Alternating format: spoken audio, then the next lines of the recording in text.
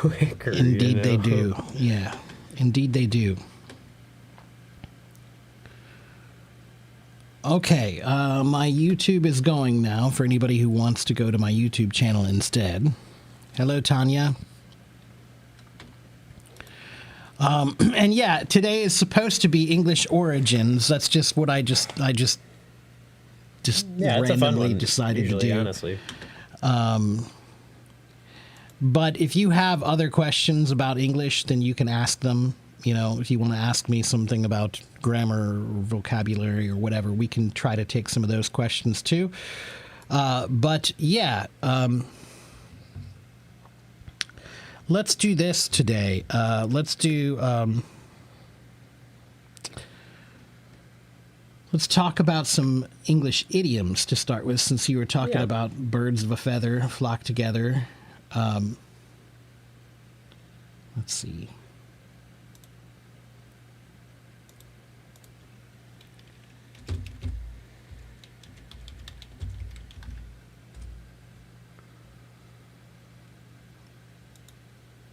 All right. How do you make an Irish woman pregnant? Oh, boy. Adam, I don't know the answer to that, and I don't know if I want to know the answer to that. No. I try to keep these clean. So, I don't know, man. What's the most used social app in the international area? I don't know. I don't know which app is the most popular in the world. I mean, YouTube's pretty... Probably YouTube. YouTube's pretty prolific. Yeah. But it's not even everywhere, but it's still in most places. Right. Yeah. Yeah, I would probably guess YouTube. Yeah. Probably.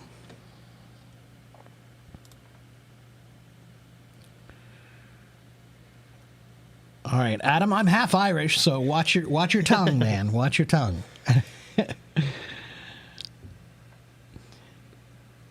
Okay. So let's choose a topic for idioms. Let's choose a topic. Give me a topic that you guys want to know more about. Anger, animals, beauty, behavior, birds, Betrayal. books, betrayal, boxing, bravery. Boxing. That's Give me a one. topic. Love. Love. Okay, let's go to some ones about love.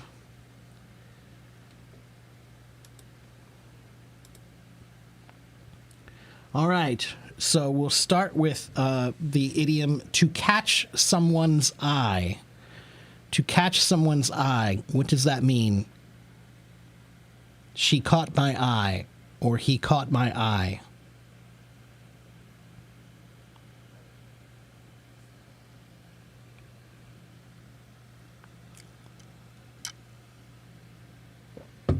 Almost, Athena. If something catches your eye, it just means it drew your attention. It attracted your attention. Okay? So, this doesn't have to be about people. This could be about anything, right? If you walk into a music store and you see this new shiny guitar on the wall, that guitar caught my eye. It means it attracted you to it, right? You felt an attraction to it. So that's where the term caught my eye or to catch my eye comes from. So let's see. It means to make someone notice something or something, to attract someone's attention, to draw someone's gaze or focus, to be visually appealing or noticeable, to be striking or eye-catching. To be eye-catching almost just uses the Right. same word as right. the definition. Her stunning dress caught my eye as soon as she walked into the room. That's a good one. Okay? The bright colors of the painting catch the eye of every visitor. Right? So this one could be about love. If you walk into a room and you see a girl or a guy and you think, wow, they really, there's something special about them, then you could say that one's about love. Okay? They caught your eye. Okay? So to catch your eye, that's a good one. Love me, love my dog. Well, that one as much. Yeah. I don't know if I'd put that in here in idioms at all. No. I know what they're talking about. Yeah, I get that. I get it, but But I I've don't never, think that's an idiom. And yeah, no one's ever. I've never heard anyone like Yeah. say that. No, me neither. Yeah. Not as an idiom, anyway. Like, That's maybe right, It's yeah. just like something you would say. Love is blind. Oh, that's a good one. Love is blind. Another one with eyes. Yeah. What about love is blind? What does love is blind mean?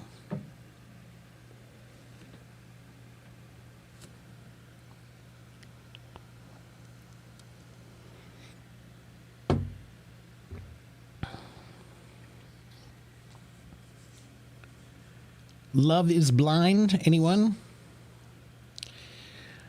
Love is blind means that you're not attracted to the way someone looks or the faults of that person, right? So it could be about their looks or it could be about their faults, right? So if you say, wow, she's so beautiful. I don't know why she's with that ugly guy. Yeah. Love is blind, which means she sees something in him that you don't see, right? Or, I don't know why she dates that guy. He's such a jerk. He's not a nice guy. Yeah. Love is blind.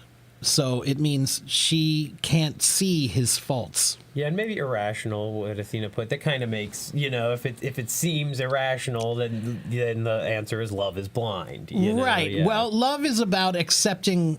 I think at least in my estimation over many years, I've come to realize that a big part of love is accepting someone else for their faults and their errors, right, and not judging them for it, and right. just you still love them even though they have these big, like glaring Obvious. problems, Yeah, right?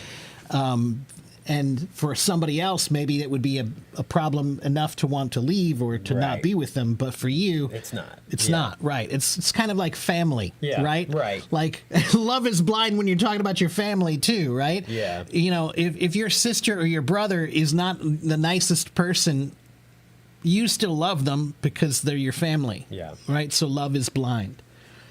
So yeah, that one can be both platonic and non-platonic.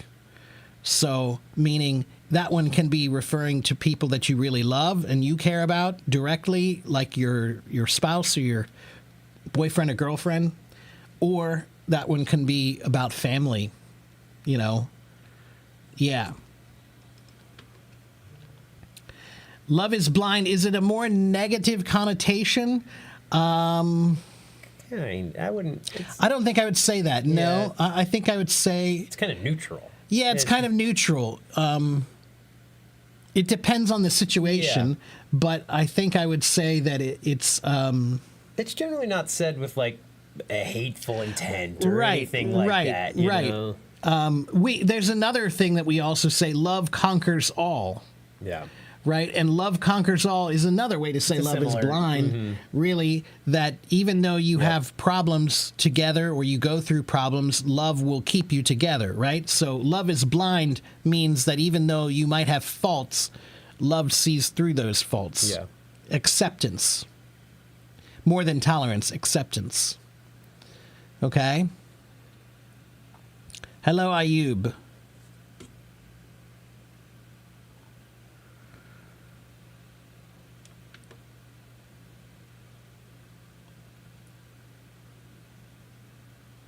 Okay, and let's go on here. And actually, let's find out. Does this one have a story? Oh, the origin.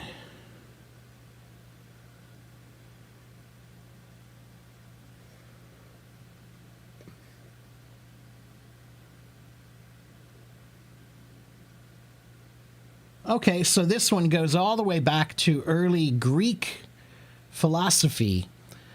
Plato, in his work The Symposium, he wrote about the Greek god of love, Eros.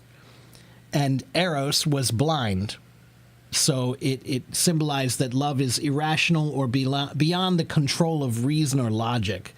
I think that's probably a good way to put it. It's not a negative, positive thing. It's just that when you love someone, it does go beyond logic. It it's lives beyond, on a different plane. It's not about things. reasonable things like you write on paper. Right. It's something beyond that. So you can write down their faults on paper, but if you love somebody, that doesn't really mean anything. Okay, so that's the earliest roots of this one. Goes all the way back to Plato talking about the god Eros. Okay, they also mention it in some other later English works by Chaucer and Shakespeare. It's still real early too. Yeah, right. Yeah, I'm not surprised by that one being that old. Okay, let's see.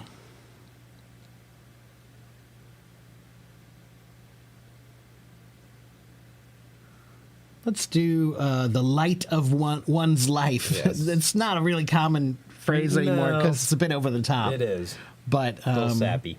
But when I was growing up in the '80s, there was there was a song. You light up my life. Right, Yeah, there we go. yeah, I All know right. that one.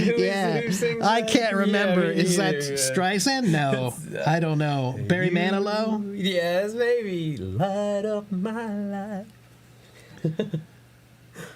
Debbie Boone. Debbie Boone. She got her money and got out. That's right. Yeah.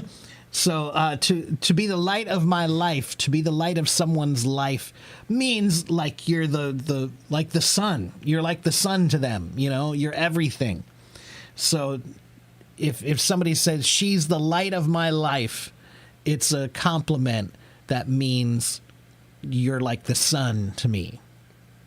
Okay, like that important. You're the light of my life.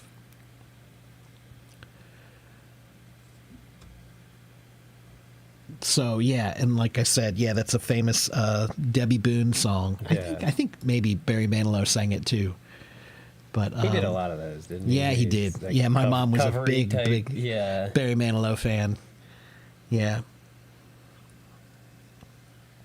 That's a conversation that I wish we could have, but we can't have, is the Barry Manilow Liberace conversation Oh, of like I never. no, just that. How could you not know? Right. I thought you meant that they were like. No.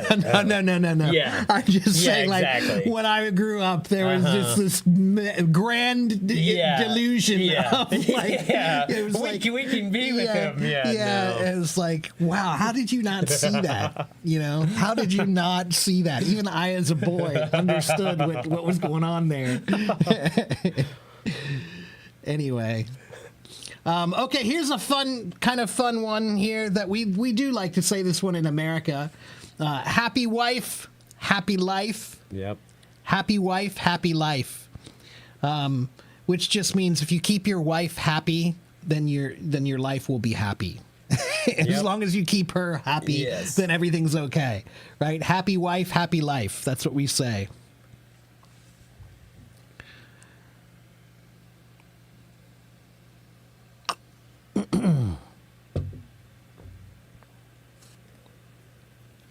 All right. Yeah. Happy wife, happy life. That's right. Truth. That's right. What about happy husband, happy life, huh? Yeah, happy husband, happy. It's got to rhyme with something. Yeah. Not much rhymes with husband. No, it doesn't. What does rhyme with husband? Let's see. Nothing. Yeah.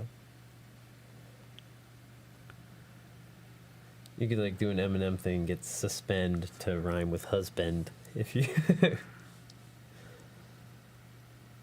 Yeah, like none of these are going to work real well. Yeah, it's like when they just shoehorn them in and try to fit it in there. Right. We'll have to find one for that sometime. Anyway, yeah, so happy wife, happy life.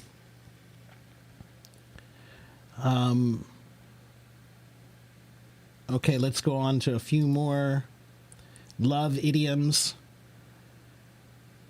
So this one's not a love idiom, but it's something that we say when we want to be more serious, when we want to tell somebody how we really feel, we'll say, from the bottom of my heart.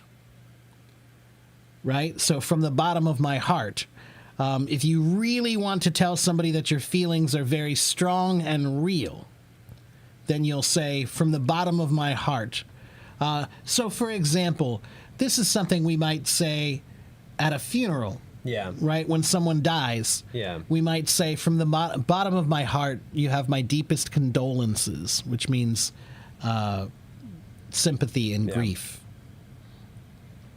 So, let's see. Let me look at their examples. So I am really happy with the new job, and I mean that from the bottom of my heart. Right? So if the new job you got is really everything you wanted, then you can say, I'm happy with it from the bottom of my heart. Okay? It was really good to have you here, and I would like to thank all of you from the bottom of my heart. Right? I would like to thank all of you for your support from the bottom of my heart. Okay? Funeral. Funeral is F-U-N. It's such a funny word. Yeah, it is. Because it has fun in it. Yeah.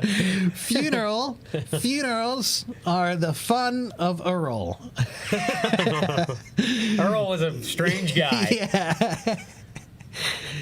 So, funerals are not fun. No. That's how I remembered peace, between peace, like piece of pie. Pie is in peace. And then in peace, like peace, it doesn't have pie. That's how I just always remembered it. Oh, well, there It's you a go. piece of pie, P-I-E. There you go. That was when I was... Now I don't need it as much. I don't know. Those tricks still work for Yeah. me.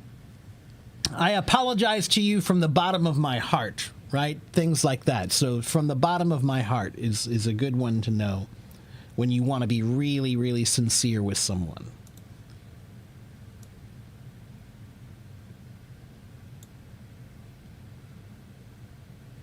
Hello Talk's voice is clearer. Miss Lee. Miss Lee, are you still over there in YouTube? Is anybody watching me on YouTube? If you are, is there a reason why the voice doesn't sound good? I don't know. Okay, let's do another one. Let's do this one. Yeah. Absence makes the heart grow fonder. Absence makes the heart grow fonder. What do you guys think that means? Absence makes the heart grow fonder. Hello, An. So, was the sound not good over in YouTube?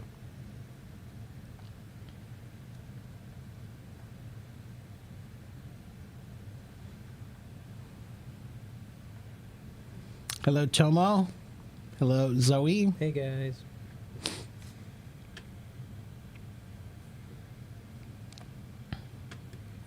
Okay, so what does absence makes the heart grow fonder mean? It means that when you're missing something, then you miss it more, right? So, for example, it's been a few years since I've been to Taiwan, and so I haven't been there in a long time. So the longer I'm away, the more I miss it. The longer I'm away, the more I miss it, right? So absence makes the heart grow fonder. So if you really like something, and then suddenly, like, you like someone, you like somebody, and they go on a vacation for a month, and now you haven't talked to them for a month, then you'll miss them more. You'll miss them more. Right? So absence makes the heart grow fonder. That's a good one. That's a pretty old one, I think, too. Yeah. Yeah, because it kind of goes along with almost like taking something for granted. Right. It's a similar... I mean, it's like the other side of it kind of thing. So this one goes all the way back to Rome. A poet by the name of Sextus Propertius. He must have had a lot of property. His work, elegies. Yeah, I don't know about that. Distance makes the heart grow fonder is, I Yeah. think, the more common way that I've heard it. Distance makes the heart grow fonder, or absence. Yeah. Both are okay. So you could say, would you believe that your absence has made my heart grow fonder of you? Okay, which means, can you believe that I actually found out that I like you even more because I missed you so much? Okay. The couple reunited after almost a year and understood that the absence had made their hearts grow fonder. Distance produces beauty. Well, is that how they say it in Chinese? Well, then, then I guess that long distance relationships must be great then. Yeah. In a local relationship, I'm rather, Yeah, I was gonna say I'm rather ugly. yeah, but, closeness. but in a long distance relationship, I'm a babe. Closeness reveals ugliness.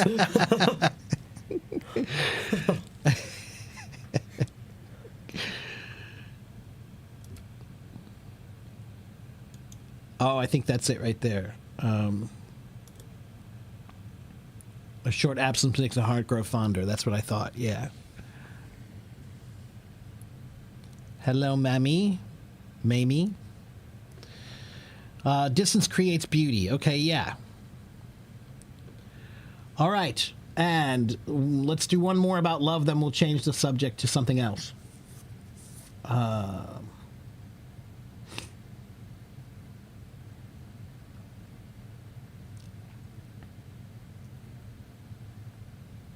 Let's do joined at the hip. Yeah. Joined at the hip.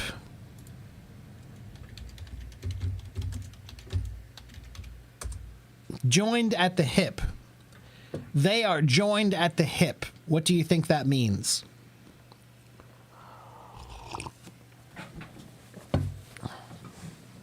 So one big important concept in teaching is always present the subject matter in the form of a question. Right. Like Give something to ask be them. answered. Ask them to answer what they think first. Always try to get them to come to you to the answer. Don't just Right.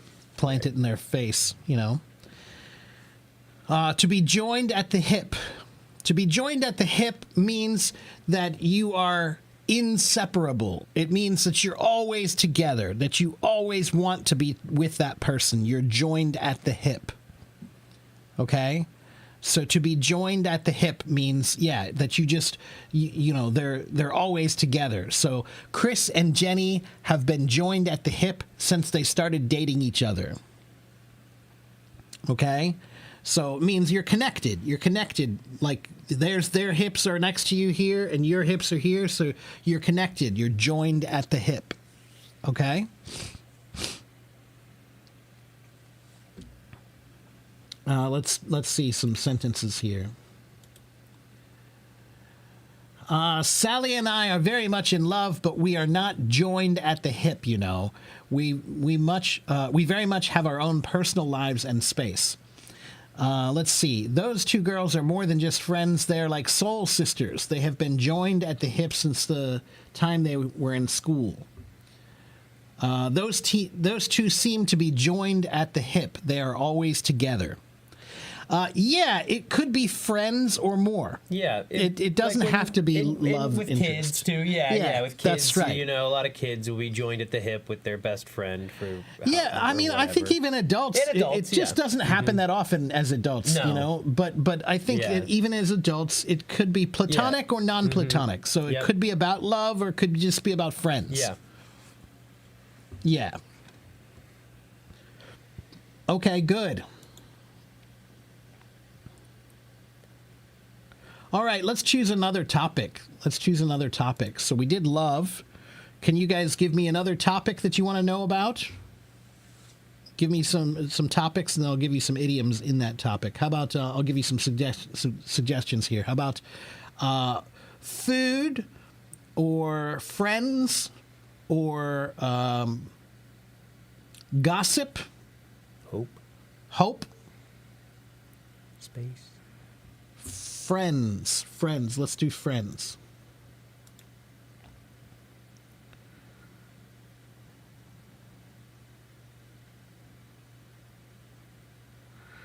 This is one that is very rarely used anymore, Yeah. but And I've always heard bosom buddy. yeah, Yeah. right, because it was actually a TV show Oh, I see. with Tom Hanks. I did not know that. One of his Interesting. earliest TV shows was a show when I was growing up in the 80s called Bosom Buddies. I did not know that. Yeah. Yeah, and they're like college. It was kids or- about two guys who I'm trying to remember the storyline. It was something like they wanted a place to stay, but the only place they could stay was the women's dorm. So they had to I dress see. up like women, bosom buddies. I wonder how long that show was. Yeah, right. Let's bring that one back. Let's see the storm that brings. Yeah. So bosom buddies. Bosom means your chest. It means your chest area, right? So bosom buddies is similar to what we were just saying, joined at the hip. It's similar. It means a best friend who's very close to you. That's your bosom buddy. I think this phrase is a little bit dated. A little bit, yeah. Yeah, I don't know that it would be used very often anymore. But I want you guys to remember something. Sometimes when you use words that are out of date, it actually shows that you have a good vocabulary. You're using words that are not even commonly used anymore. So it doesn't mean that you shouldn't learn them because they're not as commonly used anymore. I still think they're valid.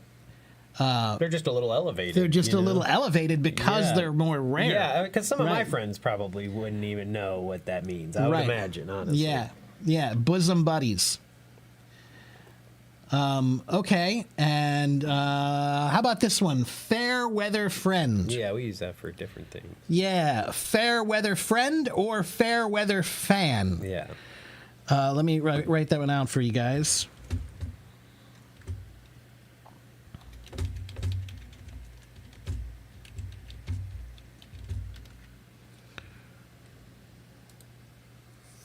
Okay, to be a fair weather friend or to be a fair weather fan. What do you think that means?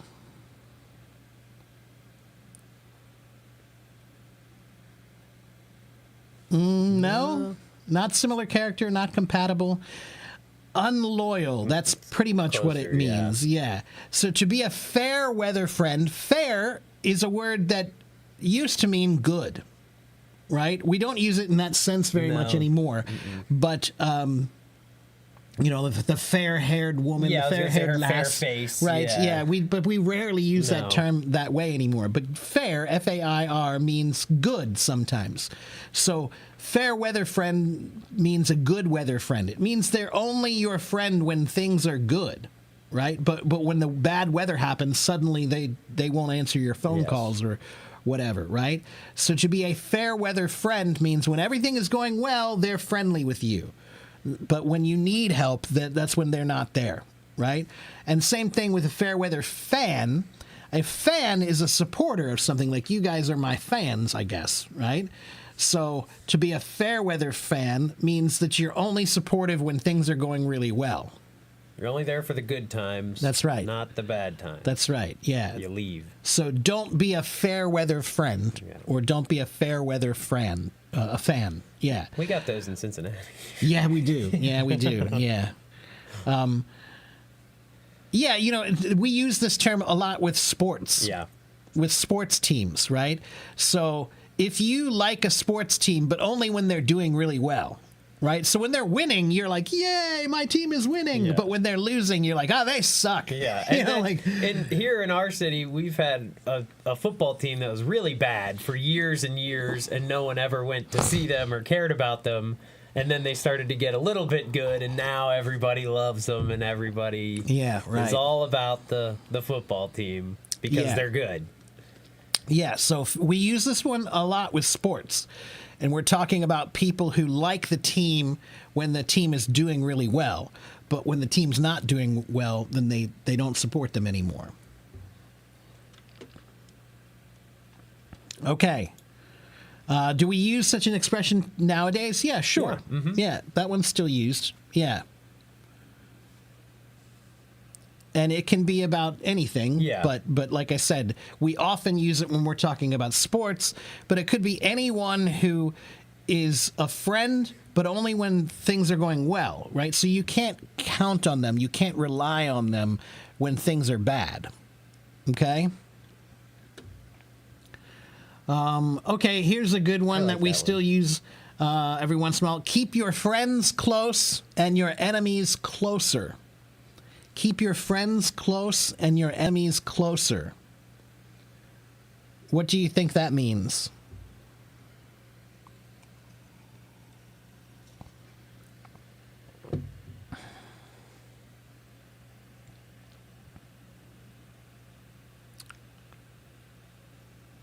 Keep your friends close and your enemies closer.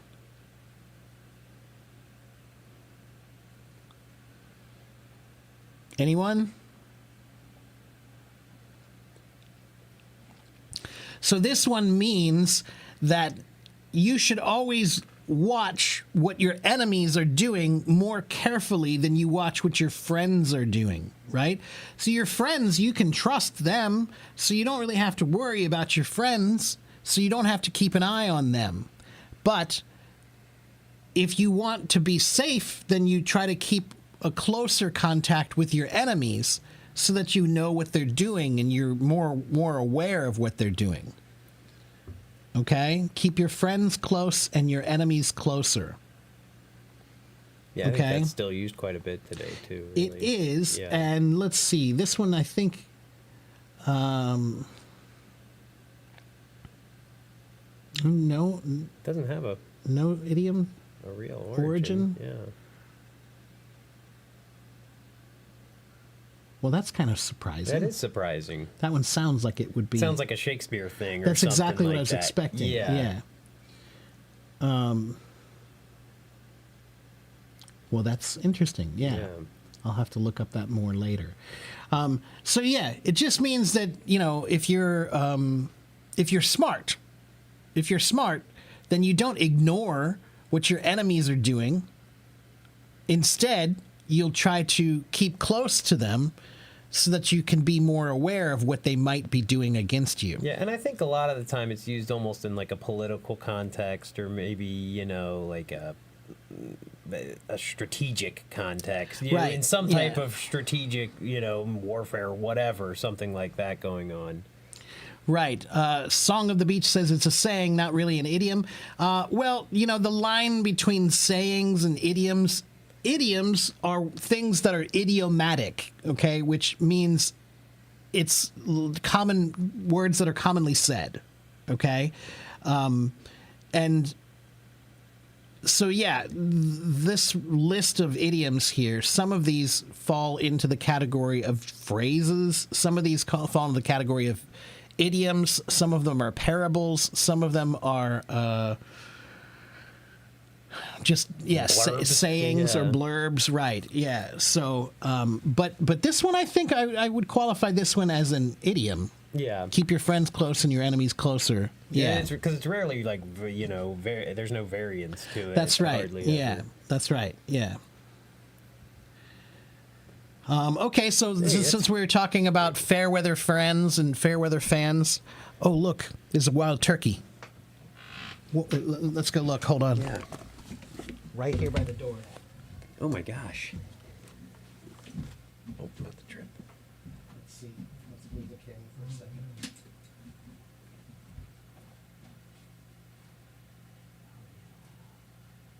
Wild turkey. He's big. Yeah. He's real big.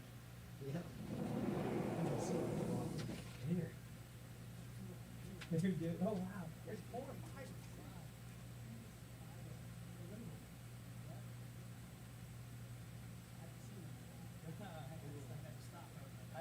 Yeah, I see him up in Dubuque Park when I'm up there. Yeah. We very rarely see them here. I love stuff like that. Me too.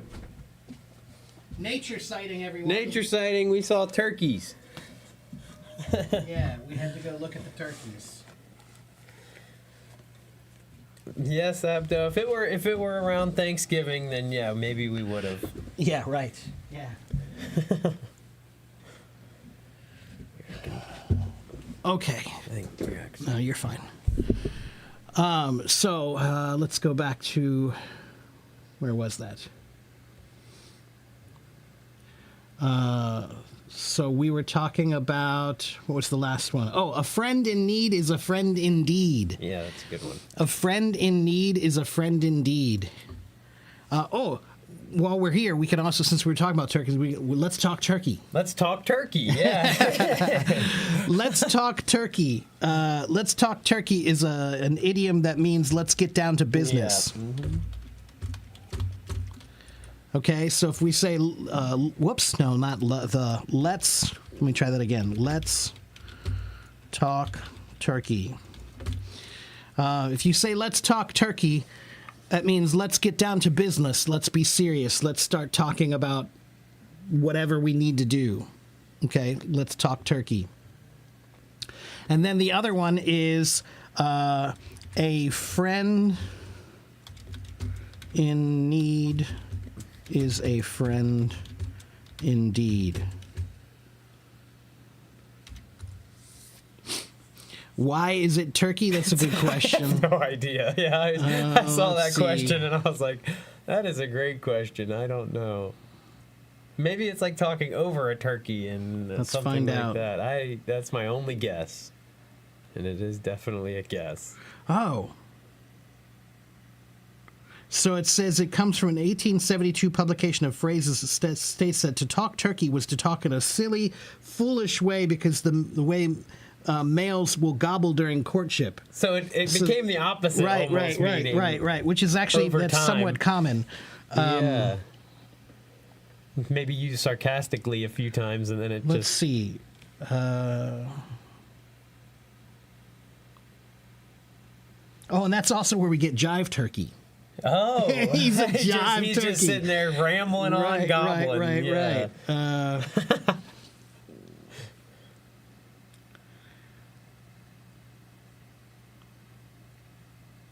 So, yeah, it's interesting. It says that it's usually talking about just talking to someone pleasantly. But I've never heard it used that way. No. Whenever I think of let's I talk think of turkey, let's get down to let's business. get down to business. That's right. That's yeah. what I think of. Yeah. Let's do the deal, sort of thing. Male turkeys, when they get together, when they're courting, they gobble a lot. You go, gobble, gobble, gobble, gobble, gobble. So they make a lot of noise like that. They talk to each other. So it's like they're doing business. Right.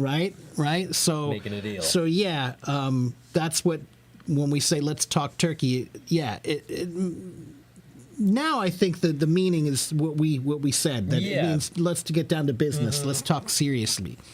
But apparently the original meaning was just let's just talk. Stupid. Yeah. Right. So a friend in need is a friend indeed. A friend in need is a friend indeed.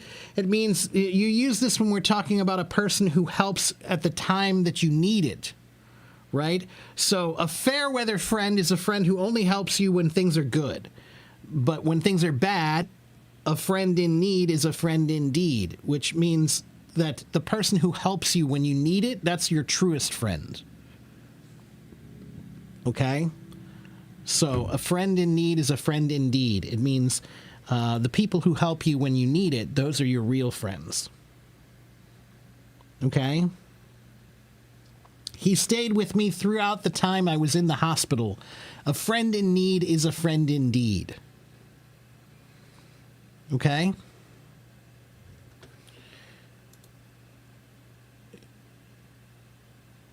Is what similar to let's talk turkey? Let's talk turkey. Oh, let's get the ball rolling. Not exactly. No. Let's get the ball rolling means let's get started. Let's get started doing something. It could, sort of mean the same thing, Yeah. but generally, no, it's a little different. So let's talk turkey means let's get down to business. Let's discuss what's important. Let's get the ball rolling just means let's get started, right? So like if you're having a meeting, a bunch of people come to the meeting and everybody's just talking about their weekend, nobody's talking seriously yet. oh, how was your weekend? Oh, it was good. We went to the park. We had a barbecue. Everything was great. Then the boss might come in and say, okay, well, let's get the ball rolling. And that would mean let's get the meeting started. Okay, but he could say, let's get the ball rolling. Let's talk turkey. Yeah. Which means let's get started. Let's talk about things seriously. Okay?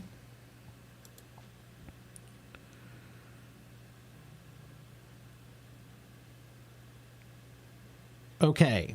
You heard it in a Placebo's song. Okay. I'm not familiar with them.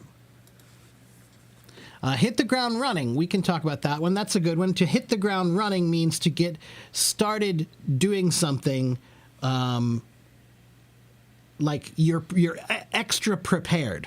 You're extra prepared so that when you start, everything happens very quickly and smoothly, right? So it means that, like if you're driving a car, if you're driving a car and you jump out of the car and you're running with your feet while you're jumping out of the car, then you hit the ground running, right? So you didn't hit the ground and start from a stopping point. You already were running as soon as you hit the ground, right? So hit the ground running means that you're extra prepared to start working right away, immediately, so that when you start, everything's going to go very smoothly. Yeah, there's a song that uses that too. Oh, yeah. There's a ton of them. Yeah. Still waters run deep. Okay. We can talk about that one. Let me see if I find that here. Oops.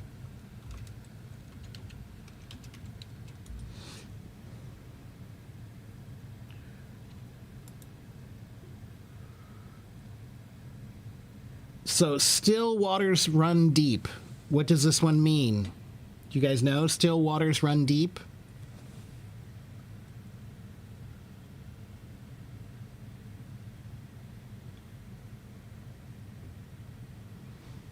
So this one has a few different meanings. So it could mean that something looks like it's not that bad, or not that difficult, or not that interesting or deep, but the water is actually very deep. So when you see water, if it just looks still, it could be shallow or it could be deep. You're not really sure, right? But so in this case, I could say, though he rarely speaks in class, still waters run deep, which means, okay, he's quiet, but that doesn't mean that he doesn't have smart things to say or smart thoughts. He's just quiet about them. So maybe he's deeper because he doesn't talk so much, right? Let's see. He didn't express his opinion in the meeting, but still waters run deep. So in that case, he's trying to hold his feelings back for what he really thinks, right? So this one can also mean that a situation can look like it's not bad, but it could be bad. Okay? Yeah. Someone quiet may have dirty secrets or a dark side. That's right. That could be implied. Oh, excuse me. Bless you. Thank you. Yeah, but so this one, I think the way I usually hear it is when you're talking about somebody who is maybe more thoughtful than you think. I was going to say the first one, I think, is the right. more, It's somebody who, they don't talk very much, but that doesn't mean that they don't have deep thoughts. Okay? I think it's mostly positive. Yeah, I do too. I think I'd say this one's mostly positive. When we say still waters run deep, usually we're implying that, hey, this person might... They have more to them than it seems. Yeah, that's right. Yeah. That's right. Okay, good. Okay, let's go back to friendship. Let's do a couple more with friendship. Oh, I guess there's not that many more. Okay, well, let's choose another topic then. How about let's do...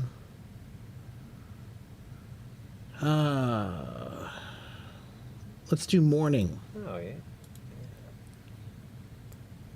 Okay, well, this one's common, and everybody knows this one. Yeah. The early bird catches the worm.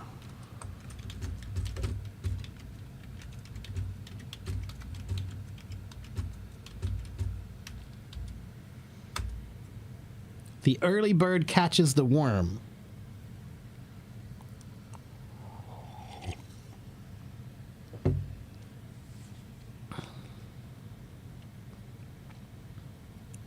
The one who comes early benefits the most. That's right. Yeah. Yep. The early bird catches the worm just means, you know, we have another thing that we like to say in English. If you snooze, you lose. Yep. If you snooze, you lose. So the opposite of the early bird catches the worm is if you snooze, you lose. If you snooze, you lose. That's Yep. what we say. Even when I was a kid, we said that. Oh, yeah. Oh, yeah. Yeah, which just means, you know, you were too late. Yeah. You're Weren't too fast late. enough. That's right. You weren't Yeah. fast enough. You were sleeping. Yep. To snooze means to sleep. So if you sleep, you lose. Yeah, the early bird catches the worm, or if you snooze, you lose. Both are common, and they mean the same thing pretty much, Yeah. just in a different way. We need to snooze a little bit to recharge our batteries. Yeah, that's right. fair. Yeah, That's the risk. that's right. Yeah, that is the risk. That's right. Yeah, but they also say good things come to those who wait. Yeah. yeah, exactly. You know, hey, I was waiting. I wasn't snoozing. I was waiting. I thought you said good things come to those who That's wait. like the Bill Withers, good things might come to those who wait, but not to those who wait too late. There you go. Yeah. Yeah. I love Bill Withers. Me too. Okay, so the early bird catches the worm. Okay, we got that one. Let's see. Okay, we'll do this one. The crack of dawn. The crack of dawn. What does the crack of dawn mean?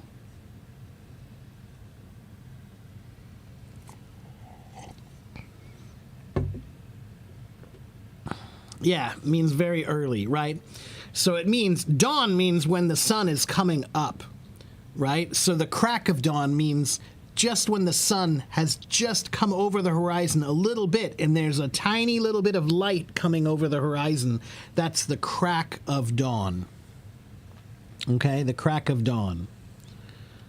So maybe you'll say, you know, hey, I want to go fishing tomorrow, so we need to wake up at the crack of dawn, right? It's better to go fishing in the morning, early in the morning. So, or we need to leave for our trip tomorrow for our vacation, so we need to wake up at the crack of dawn. Or yeah, he was up at the crack of dawn and woke me up too. Something Right, like that. yeah. Farmers usually go to their farms at the crack of dawn. Right, yeah. Like 4 or 5 a.m., something like that. That's the crack of dawn, yeah. Okay? All right, good. And what about, and since we were talking about early bird catches the worm, then just an early bird. To be an early bird just means to be an early rising person, a morning person.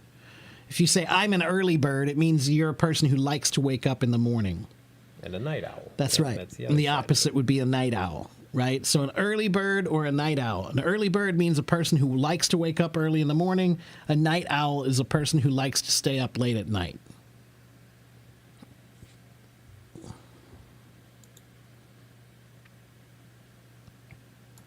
You're a late pig? Yeah, me too. I like to eat at night. Yeah. It's my big problem. Okay, let's talk about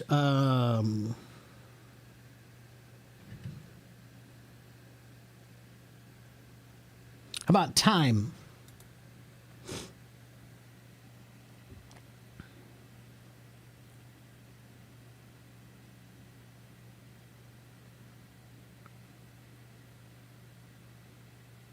Okay, this is a good one. Waiting in the wings.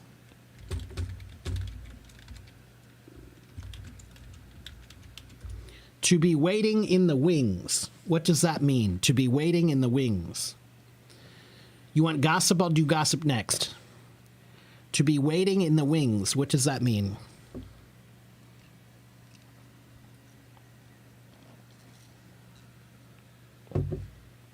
This one can have a literal or figurative meaning. That's right, Journey. Yeah, it pretty much means to be ready for a position, a job, or something that might be coming soon. You're waiting in the wings. Now, that's why I said this one can have a literal meaning or a figurative meaning. So sometimes waiting in the wings, this originally came from Theater? kings. Oh. Right? When you were a king and you wanted to see the king, they made you wait in the wings first. Means the side area before they bring you in, right? They have to announce you. You're waiting in the wings. Right. Right? So the wings were the hallways that were attached to the main hall, the big hall where the king is, right? So waiting in the wings could mean you're waiting in the other room before you come into the main room. That's waiting in the wings. But it also has a idiomatic meaning, which means that you're ready to step into a job or a position as soon as it's available or as soon as you have a chance. Okay, you're ready. I'm waiting in the wings means I'm ready for that position whenever you're ready. Okay? Okay, and I like this one, 40 winks. It's not common, but 40 winks. Yeah, it seems like an older. Yeah, what does 40 winks mean? Or just winks. I need some winks.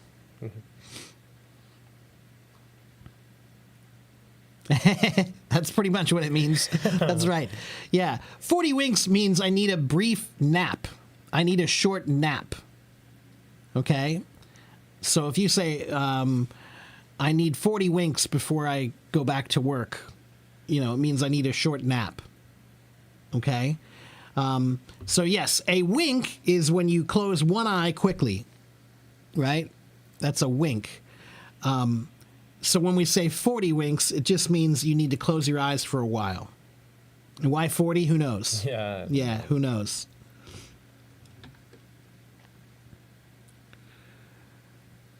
Okay, and killing time. I'm killing time.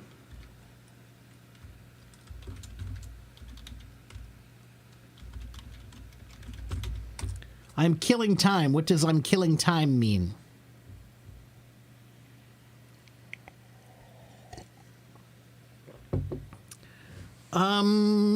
It's close to feeling bored.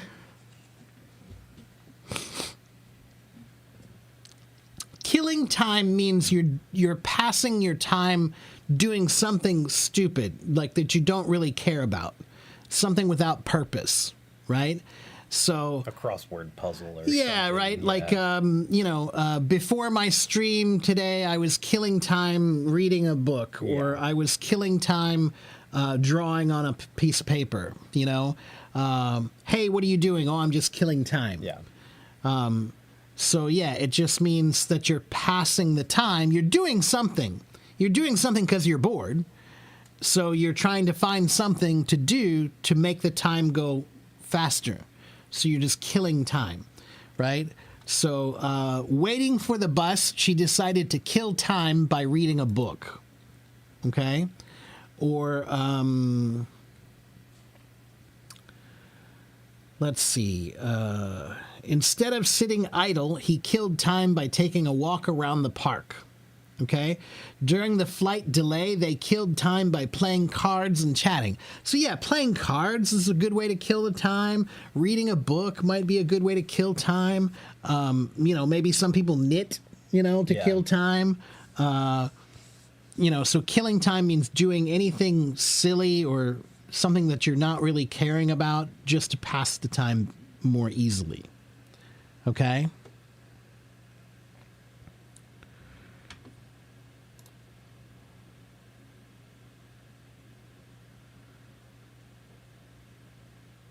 Time murderer. Does it have to be a useful or useless activity? I think usually it implies some kind of a useless activity, but reading is not useless. Yeah. So it doesn't have to be a useless thing. It's just something that you're doing because you don't want to just sit there like this. Yeah. Like, have you heard? I just read this article just recently. About flights. Yeah. How stupid that is. Raw dogging. Yeah, flight. Not only is it the dumbest thing I've ever heard of, but the phrase. name I know, is it's just terrible. so stupid. It's terrible. And I can only imagine how, who came up with this. Yeah. The level of mentality of somebody who must come. well, and I'm the- going to do that. The Yeah. idea of it was from Curb Your Enthusiasm. Oh, is that what it is? Yeah, and his buddy just sits on the 3-hour flight like this. He's like, "You don't got a book, you don't got anything." He's like, "No, I'm just gonna sit like this." And he's, it sends Yeah. what's his name off the Richter scale. Right, exactly. Yeah. So, yeah, there's this new, weird, stupid phrase called raw dogging, which means when you go on a plane and you just sit there for many hours, right? Like maybe it's a 10-hour flight, and you just sit there and just stare at your chair for 10 hours, and you don't do anything. That's some new thing. Psychosis. It is. Yeah, you're a psycho. Like, what is wrong with you, man? Like, on so many levels, I have to ask, what's wrong with you? How is your brain so, deficient that you think it's an okay thing to turn it off essentially for 10 hours? Let me just sit here and do nothing for 10 hours. Not even napping. Right. Yeah. That's something. Yeah. If you say I'm going to take a nap to kill time. Yeah. Okay, that's good. But if you literally just sit there and stare at your chair for however many hours, yeah, like if they said they were thinking, then I might say, Right. okay, that's something. But no, they're not thinking. They're trying to do nothing at all. They're trying not to think. That's right. They're trying not to think.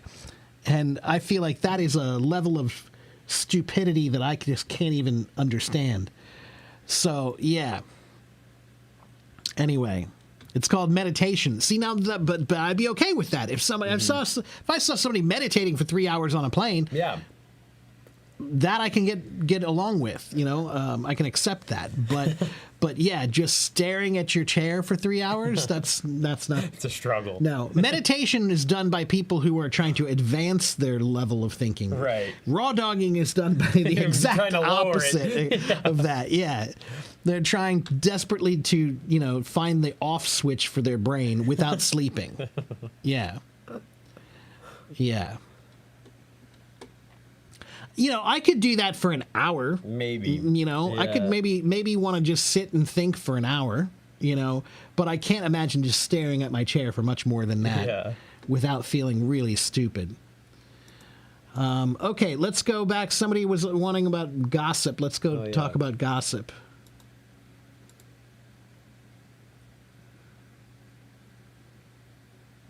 Okay, so this is not really about gossip, but it's just one that's about talking. Shooting the breeze. Shooting the breeze, everyone. What does that mean?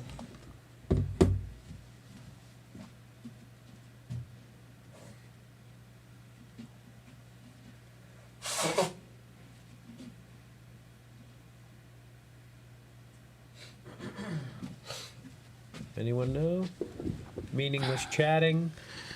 Yeah, pretty much. Yeah. Killing time by shooting the breeze. That's right. That's Yeah. right. Yeah. If you say, hey, let's just shoot the breeze, that just means let's just talk. Let's just talk, about nothing serious. You're just kind of talking for fun. What's new? What's new? Yeah. Right? So that's just shooting the breeze. So, if you're just talking with your friend about nothing important and somebody else comes up and says, hey, what are you guys doing? Oh, we're just shooting the breeze. We're just shooting the breeze. Just means we're just talking. So let's look at some example sentences here. My customers always want to shoot the breeze with me before they say what they were coming to purchase. So maybe your customers come into the store, and before they buy things, they want to talk to you a little bit. They have a relationship with you.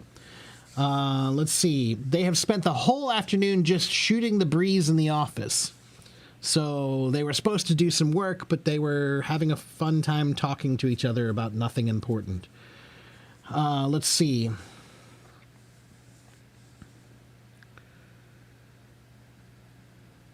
This afternoon, the afternoon session is always dull. I always spend the better part of it shooting the bull with my friends. There's another way to say it, is shooting the bull or shooting the breeze. Shooting the bull and shooting the breeze means the same thing. And actually, that one comes from BS. I was going to say, I usually hear the other side of the bull in that one, Yeah, and I don't think I've heard shooting the bull in a long time. No, and I've heard BSing. Yeah, well, I've heard shooting the S, but right, exactly, right, yeah. So shooting the breeze just means talking about nothing important. Okay. And hello, Miguel, over there. Thank you. Hey, Miguel.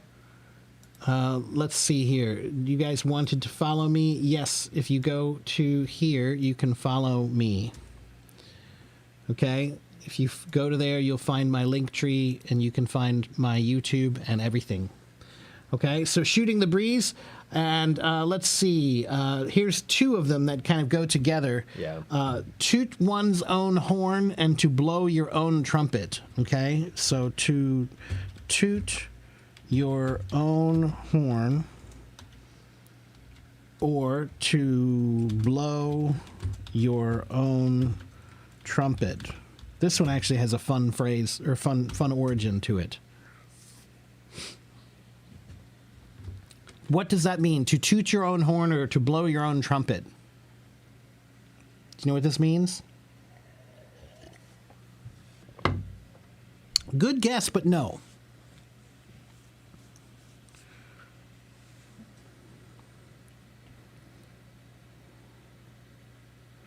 So to toot your own horn or to blow your own trumpet, it means to talk good about yourself.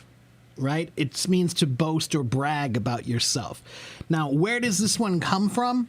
This one comes from a long time ago when royal people would come to your party. When they would arrive at your party, they had a horn. And, yeah, that's right. The Duke and Duchess of, whatever. Yeah. So when you come, they would announce you and they would blow a horn, right? To say, oh, look who's here. The most amazing Duke is here. The Duke and the Duchess or the Earl or the Count or whoever, they've arrived, right? So to toot your own horn means you showed up. Yeah. I'm here. You showed up. Hey, I'm here. Look how awesome I am, Yeah. So, to toot your own horn is talking about how they used to use a horn to announce people when they would come and tell everybody how great this new person is, Oh, this royal person just showed up. But if you come in yourself and say, hey, I'm a royal person, now look how awesome I am, that's tooting your own horn. It's a bit like patting yourself on the back. Right, yeah, to pat yourself on the back is this. Which means that you're giving yourself a compliment. You're saying, I'm so great. Yeah. I'm Good so job. great. Good job, Good job, Mark. me. Good job. Yeah. Okay. So to toot your own horn or to blow your own trumpet, they both mean the same thing. And it means that you're just bragging about yourself. Okay? Okay, the next one here, we don't use this one too often anymore, I don't think, but to chew the fat. To chew the fat, what does that mean?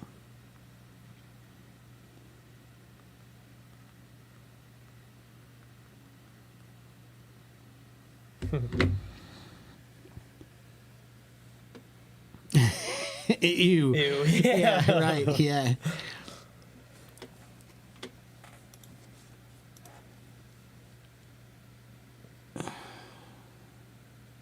So this one goes back to an old time period. Chewing the fat means to just talk in a friendly way with somebody for a long time. right? That's you're just gossiping with people at leisure. That's you're chewing the fat. You're talking about, hey, well, what happened with your brother and your sister and your friend and whatever happened to this? You're chewing the fat, right? You're catching up. You're gossiping a little bit. That's chewing the fat. Okay. And this one comes because a long time ago, Native American Indians, they used to chew on a piece of fat when they were just talking, right? And it was something, chewing on fat was something that you did. It's like jerky, Right. You know, it was like, it was just something to put in your mouth to just have some flavor, you know, maybe a little sustenance, Yeah. you know. Yeah. But a piece of fat is something you can chew on for a long time, right? So, you know, it's like bubble gum. Why do we chew bubble gum? Yeah. You know, we don't eat it. No. You know, but Just to have it's some just flavor, something, to have some flavor in your mouth and to do something with your mouth, right? So, sailors used to do it. Farmers used to do it. Native American Indians used to do it. And they would put a piece of hardened fat in your mouth and chew it for a long time. Okay? So it was a common thing when people were sitting around talking with each other. They would chew the fat while they're talking. Okay? Yeah, it does sound kind of nasty, but yeah.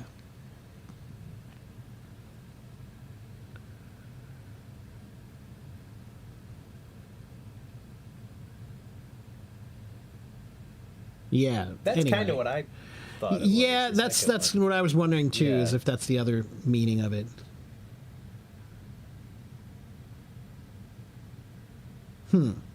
Yeah, but look, there's a bunch of different Yeah, there historical possibilities for that one. So those were all the ones on this website, but there are some other idioms that have to do with gossip, to dish. Oh yeah. To dish on someone.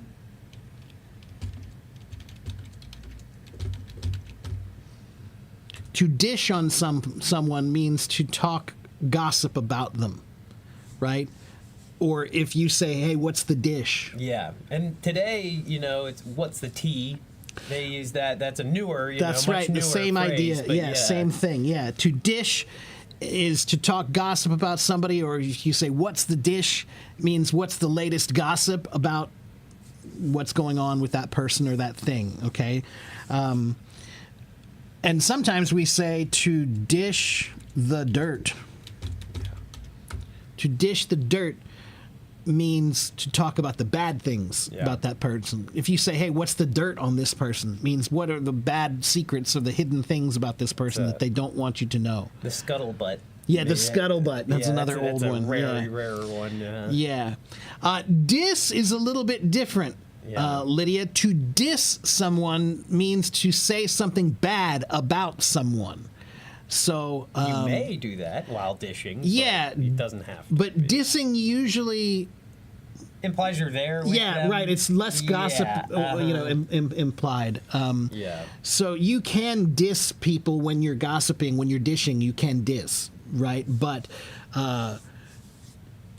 It's for more example- face to face. yeah, You know. a diss track, for example, is what they use in rap or whatever when one rapper is talking badly about another rapper. They're trying to fight. It's like a word fight, right? To diss with someone. You know, don't diss me means don't say bad things about me. Disrespect, I think, is what it is short for. It could be. That's a good question. I'm not sure. I think you're right about Yeah. that, probably. Yeah. Okay.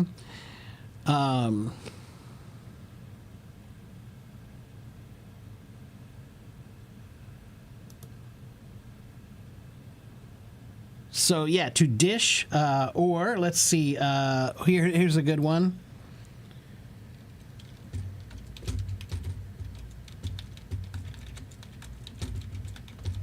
Yeah, that's a good one.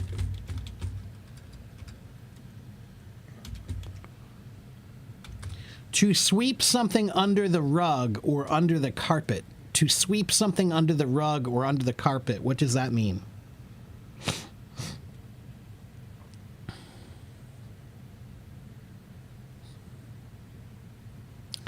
Yeah, to sweep something under the rug means to try to hide what happened. Okay? To try to hide something that happens that you didn't want other people to know about. You're trying to sweep it under the rug, right? Yeah. Which one is more important, education or money? I say education, but Yeah, but these days it depends I on mean, where you live and too. and sometimes you need money to get the education. Right. Most times, you Right. need In money the to United get the States, you do at education. least. Yeah. Yeah, Zaheen, I don't know. That's beyond my purview. I'm I just think an English teacher, and man. and I think a lot of people would answer that question differently. You ask, Yeah. you ask 100 people, and you probably get 100 different answers. Right. I'm just an English teacher, man. I'm not a life coach. What's the meaning of guilty as charged? Guilty as charged means you're guilty. To charge someone means to claim that they did something, Yes. right? So if I charge you with a crime, it means I am saying that officially that I think you Robbed the store. robbed the store, right? Yeah, you committed a robbery, which means I'm charging you with the crime of robbery. Now, you have to go to court, and in court, they will talk about it in front of a jury with a judge, and they will decide if you are guilty or innocent. So when they charge you, it's just claiming you did something. You're saying, I charge you, it means I think you did this thing. Now you have to go to court, and once you're in court, then they'll prove it or not. And if they prove it, then you say guilty as charged. It means you are guilty of the thing that I think you did.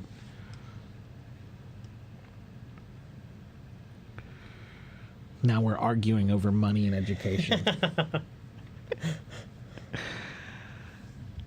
Yeah. Neither is important. Yeah, I'll tell you what's important. Being a good person is Yeah. important. If you're a bad person with money, then that's not good. If you're a bad person with education, Not then good. that's not good. So being a good person is what's important, Yeah. not money or education. Yeah. A good person with an education, or I should say, a bad person with an education is just a worse person. Yeah. Yeah, exactly. You know? Yeah, that's like a how did you get worse by Yeah, learning exactly. more than- Right. Yeah. Is it always with a jury? Guilty as charged? These days, No, yeah. no. We use Well, that yeah. in common language Yeah. too. You know. Let's see. I think you took my pen, and then you Yeah. guilty as charged. Yeah, guilty as charged. Yeah, you're right. I did it. Yeah.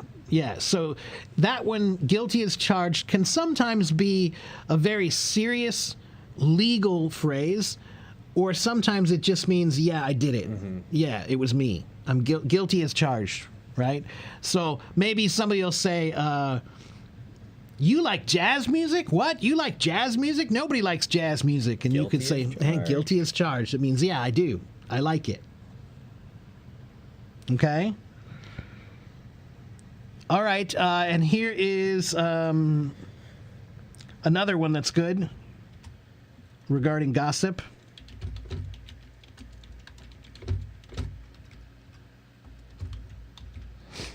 To be a fly on the wall. To be a fly on the wall, what does that mean?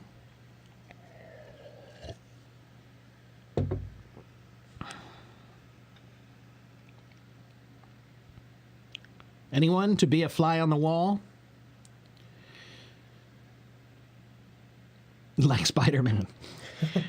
Yeah, kind of. Yeah. To be a fly on the wall means that you wish you could be in that room and you wish you could hear everything they're doing and know everything they're doing, but be quiet, like just not be noticed, right? So like a fly on the wall means, You're getting the information, but you're not part of the conversation. right. So like maybe your mom and dad are talking about Christmas gifts that they want to get you, Oh, to be a fly on the wall in that room would mean that you wish you could hear their conversation. You wish you could spy on Yes, them. Right. So to be a fly on the wall is something that we usually say when we're talking about a conversation that we wish we could have heard. Eavesdropping. Yeah, that's right. To eavesdrop. Yeah, to be a fly on the wall. Okay? And how about this one?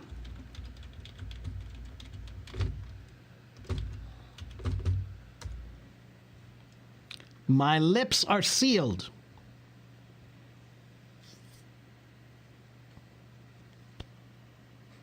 My lips are sealed. What's that mean?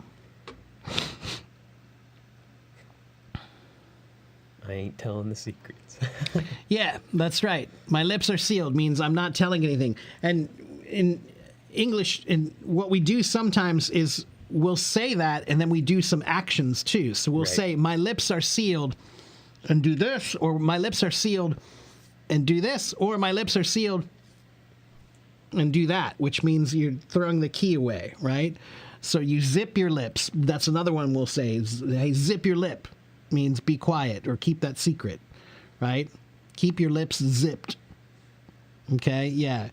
So my lips are sealed. Yeah, it means I won't tell anyone. Yeah. Zip it sometimes means don't tell anybody, and sometimes it just means be quiet. Yeah. Mhm. Yeah. Hey, zip it means be quiet. Okay? There's a noise disturbing in my background. Are the turkeys back? I don't hear anything. Me neither.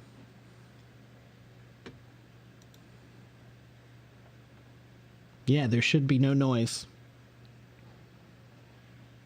Other than the little bit of fan noise. Yeah, and even that's... Yeah, minimal. Okay. And then the last one we'll do here about gossip is on the sly. On the sly.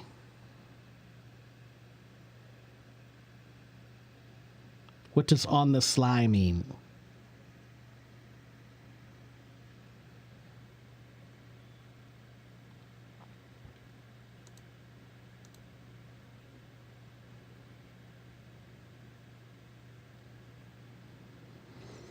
On the sly, anyone? What does sly mean? Sly, S-L-Y. Do you guys know what sly means? If I say that's very sly? Yeah. Mm-hmm. So to do something slyly means to do something without being noticed, right? Like kind of secretly, right? Stealthily. Yeah, stealthily. If I say he was very sly about it, it means he did it without drawing attention to himself, right? So to be on the sly, it means to talk about something or do something without other people noticing, right? So let's say you're having a kid's party. You're having a kid's party, and you put out some candy, and they're eating too much candy. They're eating too much candy. The kids are all eating too much candy. So you tell your friend or your wife, you say, hey, let's put the candy away on the sly because the kids are eating too much. Unnoticed, right? Right. Ellen, yep. So that means that you try to go into the kitchen and secretly go, hey, look over there. What's that? What's that over there? And when then you try to take the candy away so they don't notice. Right? So you're trying to take the candy away without them noticing. That's to do something on the sly. Okay? Like a fox. That's right. Yeah. Mm-hmm. Cleverly. Secretly. Okay, good. Let's see. Do we have any others? Oh, here's one more. Last one about gossip.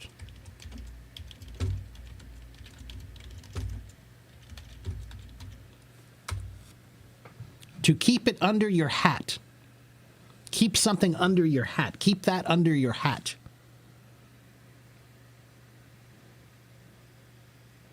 What does that mean? To keep something under your hat.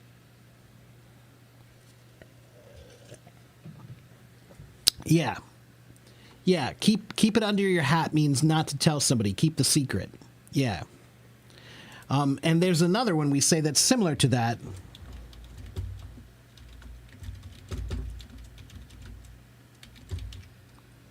To keep it close to your vest.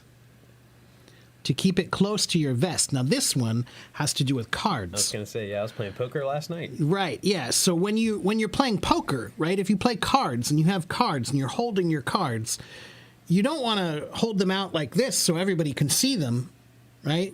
So you keep them close to your vest, right? A vest is a kind of clothing that you wear, right? So to keep it close to your vest means you keep your cards close down here so no one can see them. Okay? So when we say to keep it close to your vest, it means don't tell anybody that secret. Don't let anyone know. Do they sound old-fashioned because we rarely wear hats and vests these days?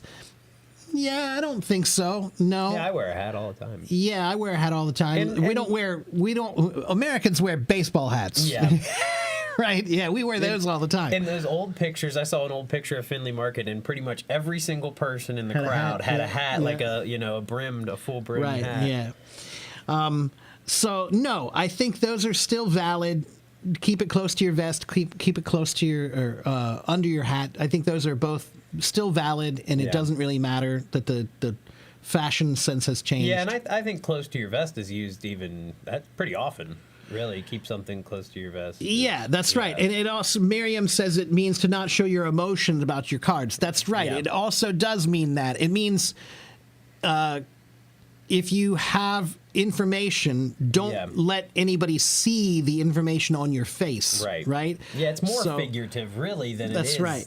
Than it is literal. Yeah, making a poker face. That's right. Yeah, poker face means not to let anybody know. You know, like if you got a bunch of good cards and you go like, oh yeah, I'm gonna win. That's not a good poker face, I've got a buddy who plays poker like that. Yeah, right. So, it was you. Oh, okay. You're deeply ashamed. Well, don't worry about it, Evan. It's not a big deal. Do Americans use idioms in daily conversation? Yeah, we do. Mm-hmm. Yeah. We do. That's right. Those are good questions, though. Yeah, and having a poker face is almost a idiom or a saying on its own. You know? Oh, it is, absolutely, yeah. And again, that's what she was saying, Lady Gaga. Yeah, Poker Face, the song, right? Poker face. Right. Poker face. Yeah, which just means to have a good poker face means to not let people know what you're really feeling about something. Okay, that's to have a poker face. That's a good gossip one, too. Yeah. Yeah. All right. Well, wow, it's already 12, dude. Yeah. Crazy. Okay, well, let's do this. We did a couple of hours of talking about idioms today. So if you guys have some other questions about English that you want to ask, we'll open the field for other topics, right? So if you have some other questions about English you want to ask us, you can. Grammar, vocabulary, whatever. Difference between this and that. And I don't know if he's still here yet. The difference between a deal and a pact. I remember that question earlier. Yeah, I saw that. So if you're still here, Jack, a deal and a pact are the same thing, but a pact is a more formal agreement. I think it's a more... It implies almost like a level of otherworldly, like of there being some type of arbiter, you know, or there's some kind of a deeper, you know, when you're saying you're making a pact, there's something that's a strong deal. Yeah, that's a deal that you're making very strongly in some sense. Yeah, could be a business pact, but it's a very important, very strong one. Or you could be making a friendship pact, which would mean that you're really taking it seriously, that this friendship is really serious to you. So that's a friendship pact. And in old, and even in old Europe, a blood pact. To make a pact between blood. Which meant, Yeah, which meant, you cut your hand and he cuts his hand, and then we shake on it, and that's a blood pact, right? So a pact is a much more formal word that usually implies a much more serious agreement between people.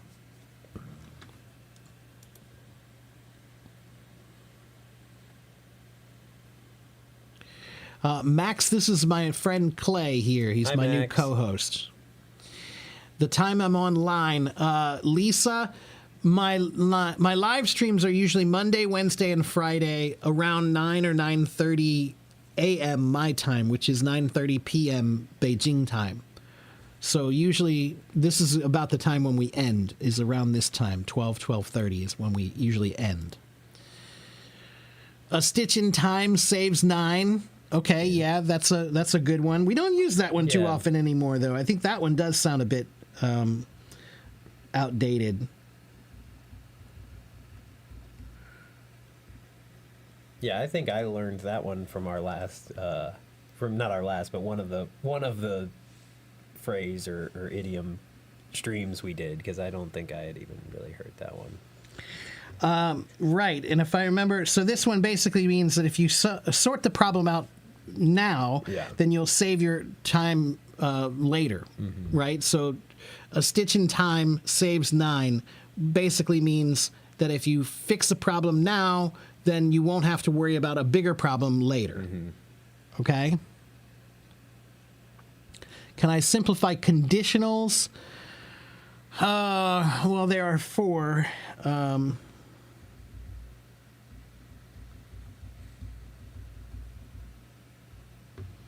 All right, so conditionals. 4 types of conditional sentences. 0 conditionals, which means facts and general truths. So 0 conditionals are things like yellow and blue make green, right? Or if it's a weekday, I go to work. Or if you don't eat, you get hungry. So these are general statements of truth, right? The sky is blue, right? But they're if-then statements of truth, right? If you heat ice, it melts, right? So those are general statements of truth, right? So the simplest basic truths are conditional sentences that we say. We call those 0 conditionals, okay? Let's see. You know, if I say, if you don't sleep, you'll die. Right? If you don't eat, you'll die. Those are 0 conditionals. Okay? First conditional is for a real possibility. Okay? Real possibilities. So if you study hard, you'll pass the exam. Okay? If I see her, I'll say hello. Okay? Or if they don't hurry, they will miss the train. Okay? Those are first conditionals. Okay? If it rains, I will stay at home. So those are things that we use to talk about real situations that are kind of common, real common situations, okay? Second conditionals are for unreal or improbable situations. So if I win the lottery, I'd buy a house, right? So first conditionals are the most common ones because those are ones that are just basic statements. If you study hard, you'll do better. You know, if you sleep more, you'll feel better. Right. You know, if you get sick, you're going to feel tired. Yeah. If you drink less, you'll feel better. Right. Yeah. Those are first conditionals are the most obvious ones. Those are the most basic ones that we say. But second conditionals are ones when we're talking about things that are improbable. The lottery is the best thing to think about. Yeah. If I win the lottery, I'll travel to everywhere, you know. Or if I win the lottery, I'm going to go to the moon, right? Things like that, okay? Let's see. If it snowed in the Sahara Desert, that would be a miracle. Unlikely, right? Okay, so basically we use those for things that are unlikely. If I won the lottery, I would buy a house, whatever, okay?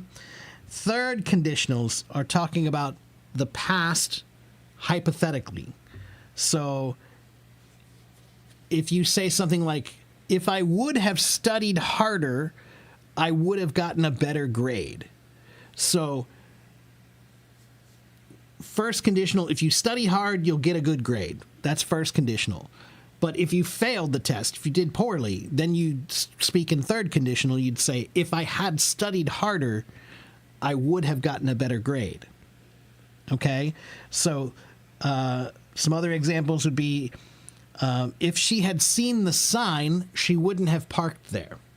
So she didn't see the sign. It's a hypothetical. If she had seen the sign, if she had, if I had, if they had, those are hypothetical situations, right?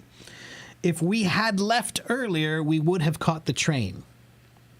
Okay, so third conditionals, both hypothetical possibility of what could have happened and a hypothetical possibility of the result.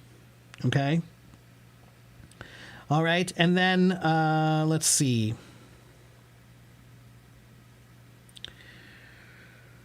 Then we have mixed conditionals. That gets a little bit more complicated.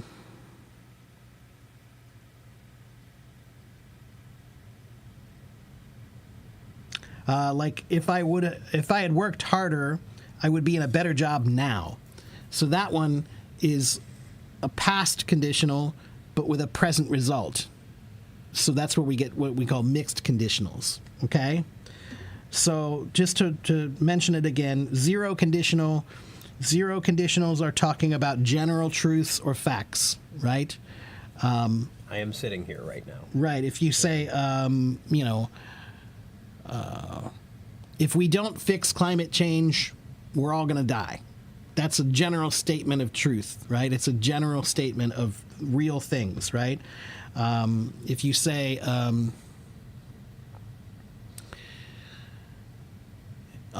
if you don't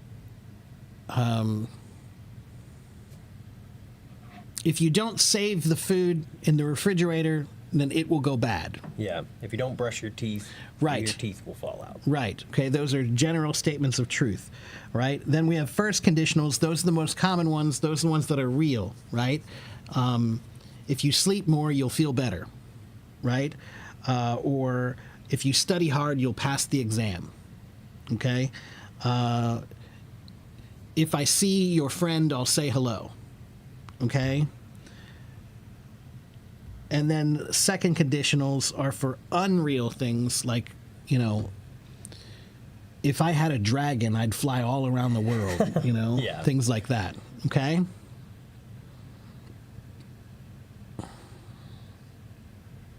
Is every expression informal? Do you mean idioms? Can you use idioms in formal situations? Yes, you can. Yeah, there's no formality limitation on using idioms in more formal language. What I would say is there are certain idioms that are more casually used, and there are certain idioms that are more formally used. But we still use idioms in both formal and informal speech.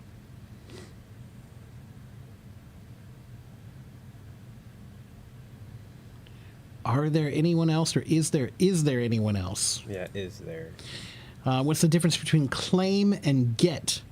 Well, get can have many meanings. I can't remember how many meanings get has, but it's like 100 plus meanings. It's probably got to be up there in the total meanings of words.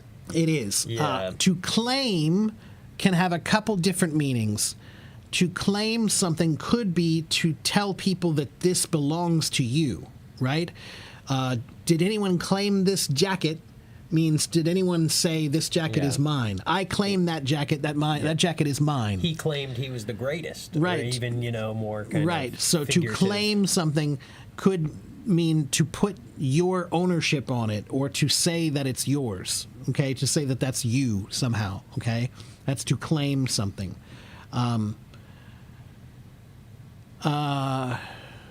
And claim is more of a formal word too. Yeah. The difference in the pronunciation between can and can't. Can't. Can't. Can't. Can't. Carlos, I get asked this question a lot. The difference between can and can't. If you don't know, if you can't hear the difference when someone is speaking, you should do what we do, right? If I ask my father, can you pick me up from school tomorrow? And he says, I can, but maybe I didn't hear him clearly. I will say, I'm sorry, did you say can or can't? That's what you should do. Repeat after me.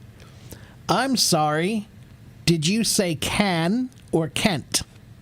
I'm sorry, did you say can or can't? I'm sorry, did you say can or can't?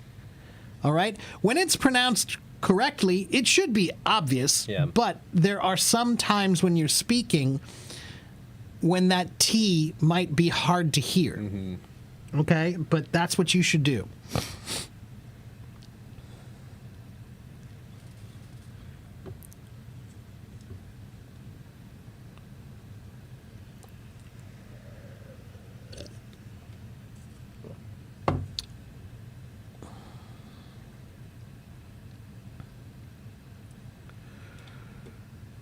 Well, Evan, you can always go to my YouTube channel. If you go to my YouTube channel, there's no limit on the time.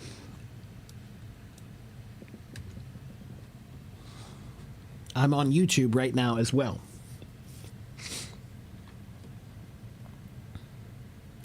Okay, so we have just a few more minutes left for a few more questions. What's the difference between must and should and have to?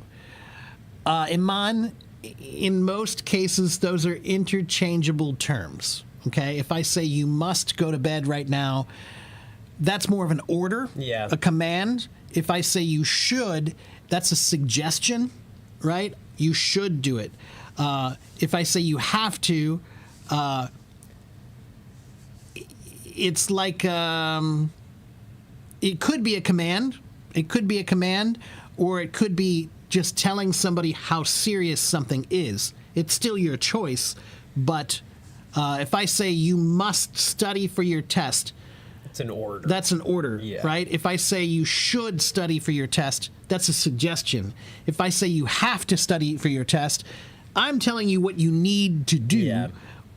It's like a stronger suggestion. Right, it's like a stronger it's suggestion. right between. kind Right, of but thing, it's yeah. not an order or No. a command. Okay? What's the difference between say and speak? So this one, I think I remember a good answer for this one. Hold on. Yeah, that's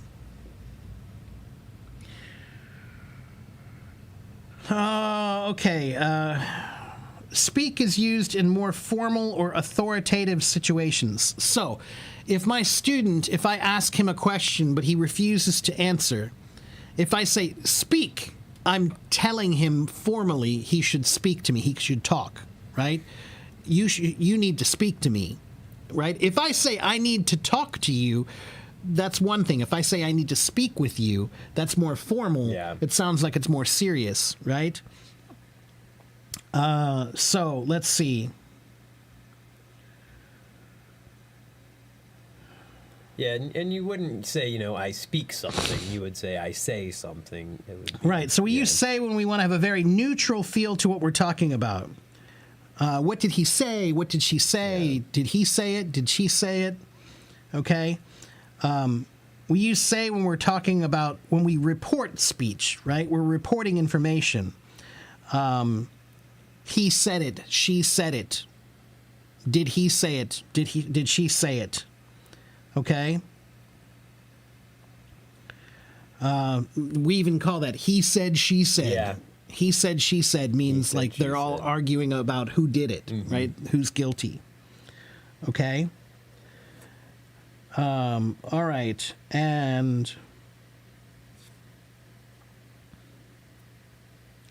But speak.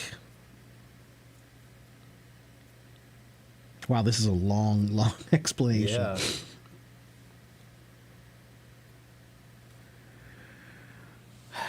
Let's see. Speak. Speak is either more formal or it's talking about the actual action of talking, right? Can she speak? Right? As opposed to can she say? That's not the Right. same thing. Speak, in this case, is the ability to talk, right? The ability to say something. That's Yeah, right. Yeah. But to be honest with you, that's a pretty difficult one to explain the is. difference between because there are so many different examples of how it could in context be used. for both of them, there's a ton. That's for right. both words. Yeah. Okay. concerned advice. So I like that one. Yeah, to have, you should, yeah, that's right. You have to, right. Can I explain adverbs and adjectives? Adjectives are words that we use to describe nouns, right? The thing, like how a noun is, right? So this is a big table. Big is a word we use to describe the table being a noun. Adverbs are used to describe actions and how that action was done, right? So he ran to the store quickly. How did he run? He ran quickly, right? He spoke softly. How did he speak? He spoke softly. So adverbs are talking about more information about the verb. Adjectives are talking more about the thing, the noun. Okay? He's a soft man and he spoke softly. Right. Kind of, yeah. it's both of them. That's right. Using the same thing. American accent or British accent, which one is more popular? Here in America, American accent. Yeah. I mean, I guess that would be an international question. I have done the numbers on this. I think there are technically more speakers of English with an American accent than with a British accent. Yeah, I would imagine so. Well, you would think so, but then when you start counting up the countries... Oh, yeah. That speak with like a British dialect. So that becomes... It's actually very close. When I did a numbers, I had to count up all the numbers and try to figure it out. And it was very, very close. So as far as I know, the more Americanized accent, there's more of them, especially if you include Canada as that same accent, which they pretty much are. Yeah, you get a little there's just a few words that I mean, I feel like it's so subtly different that most people wouldn't really know the difference. Like people from Nova Scotia they sound just like until somebody Maine. says a boot. Yeah. What's that about? But for the most part, pretty similar. Yeah. So I think I'd say the American accent is slightly more popular worldwide. If I haven't had a good sleep, my head feels, how to say it? You could say foggy. Yeah. You could say tired. You could say... drained? Yeah. Drained, maybe. But I think foggy might be the best way to describe your head. Yeah. I feel foggy.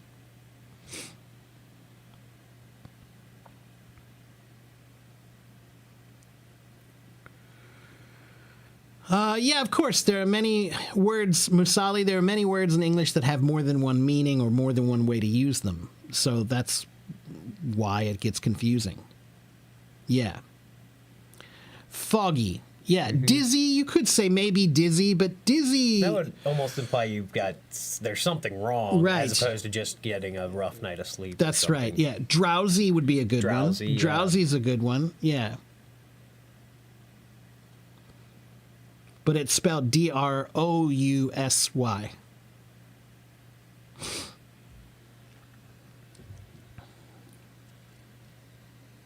I'm fine, Rahul. Although I think I might be getting a cold myself. I don't know. Last week I had a bit of a cold going on, but now I'm feeling good, and feeling like I want to play some basketball today.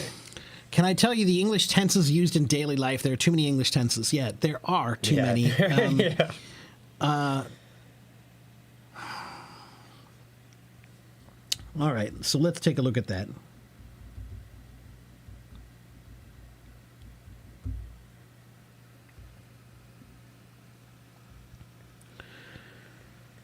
So,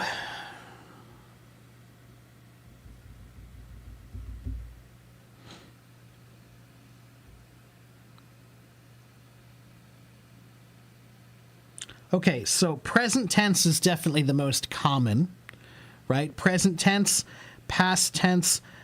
So it says 68, almost 70% of tenses that we use are present tensing, right?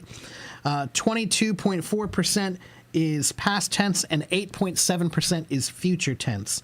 So just based on that idea alone, present tense ones are more popular.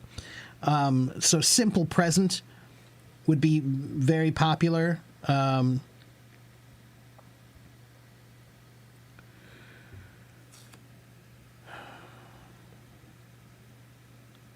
but I don't know if it's that much value in trying to figure this out. There are certain tenses that are more common, right? But trying to determine which ones are useful is impossible because you have to know what you're talking about, right? There are certain things, topics themselves, that require certain tenses. That's just the way it is. Okay?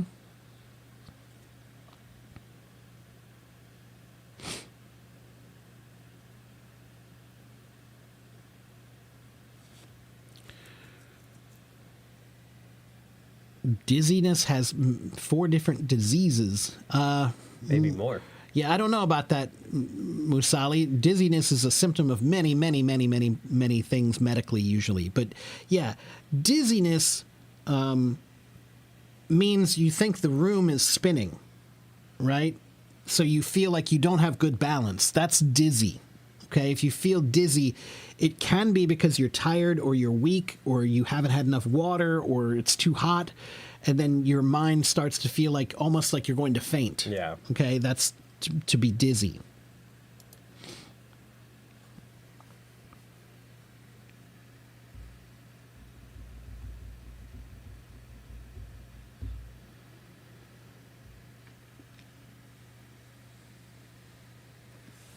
And could, would, and should. Could is used to talk about things that can happen.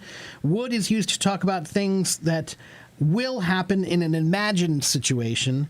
And should is used to talk about things that ought to happen or must happen. Okay, so let's see here. There's a good website here for you to practice that. One moment, let me find the right one.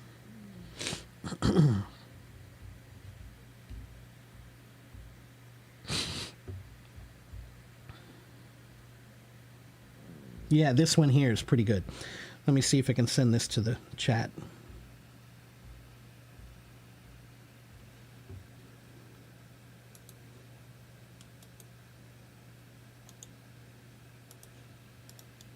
Here's a good page to explain could, would, and should. Go there. Okay?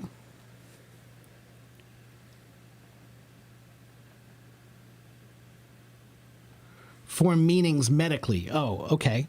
Well, in English, it generally means one thing for the most part. Dizzy, if you're describing feeling dizzy in English, that's the feeling that your mind and your sense of balance. Balance. Yeah, balance. It's your sense of balance is off, and you feel like the room is moving. Right? So when you drink too much alcohol, the room spins. Yes. And you could say, I feel dizzy. Yes. Right?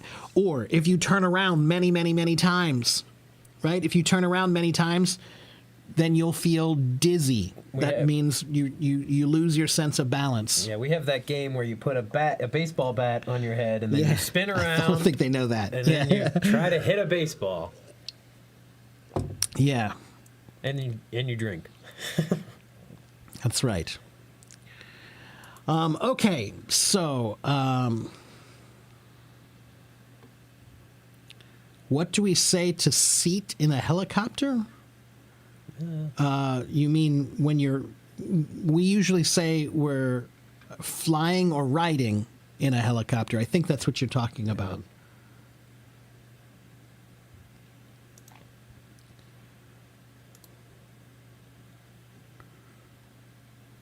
Vertigo, is that a common word? Yeah, I'd say it's a common word. Vertigo describes the feeling of a lack of balance. And I think that's diagnosable. That's a more medical term. Mm-hmm. Yeah. Is beer good for health? Depends on how much. Yeah, I mean, I would say overall, no. But the truth of the matter is that I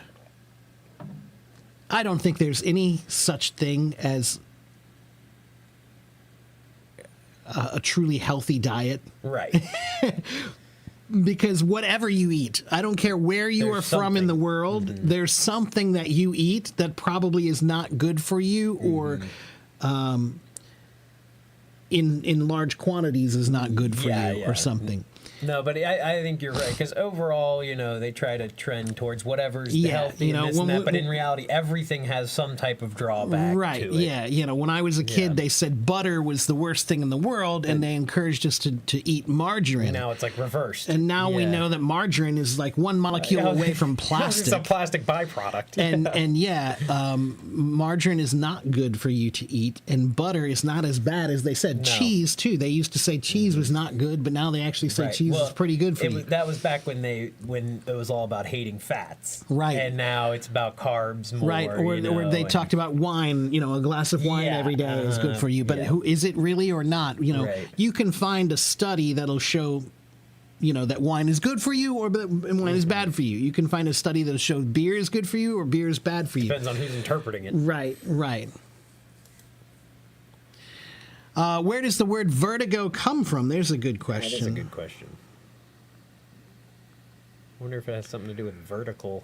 In Latin, the word vertigo just means dizziness or the sensation of whirling. Huh. It comes from the word vertere, meaning to turn. Verteri.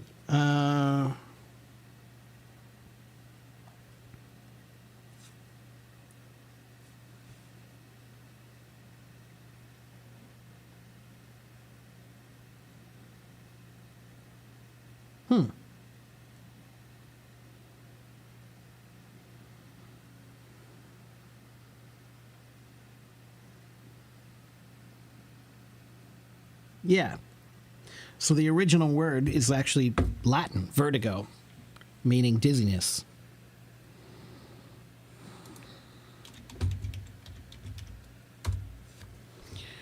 Okay, let's see.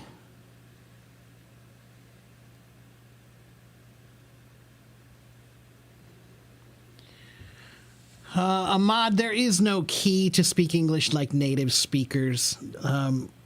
I get asked that question all the time. How can I speak English like a native speaker? And that's just not the right question. Okay? I know what you want. You want to speak really well. But if people write books about that, then you can't answer that. Right? That's not a question that can be answered. So, how can I speak English like a native speaker? How can I speak Urdu like a native speaker? There's no answer for that question either. How can I speak Spanish like a native speaker? How can I speak Japanese like a native speaker? You can't answer that. It's too big. Right? So, Ahmad, what I would say is if you want to learn English like a native speaker, then you need to study more. There are no simple tricks or there's no simple shortcut. Yeah, there's Okay. not one key to There's it. no one key. That's right. Be serious. If you want to learn something and be good at it, then you have to be serious. Step up to the task in front of you, right? Schedule time. Yeah. You'll be as good as you are serious. That's what I can say. Yeah. Lightheadedness, vertigo, disequilibrium, and pre-syncope. So I've heard of the first three. Yeah, I've never heard of pre-syncope. Me neither. Yeah, so lightheadedness. Yeah, I could. Yeah. That's similar. Mhm. Yeah, it's similar. Yeah.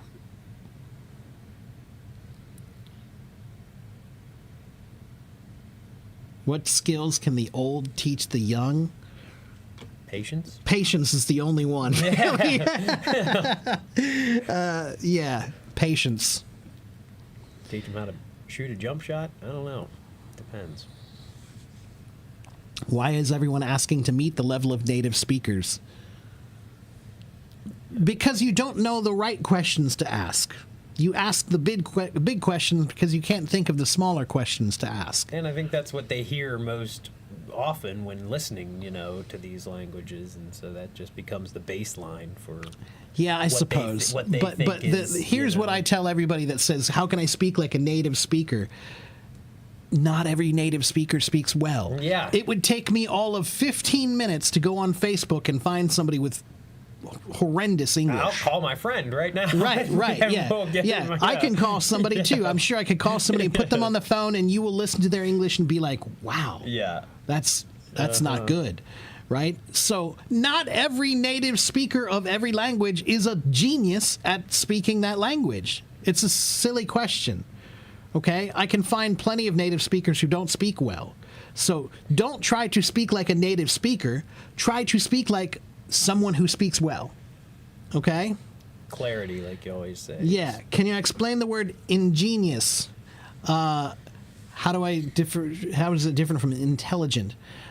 So let me take a look at that I one. feel like ingenious implies like a little more cleverness, I think, than Right. just baseline intelligence. Right. So ingenious comes from the Latin word ingeniosus, means of good natural capacity, full of intellect, clever, gifted with genius.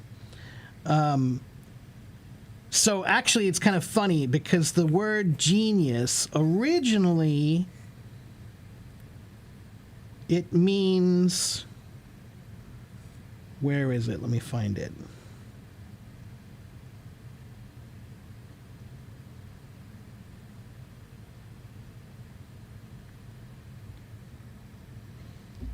Let me look up the word genius. I think it's in that one.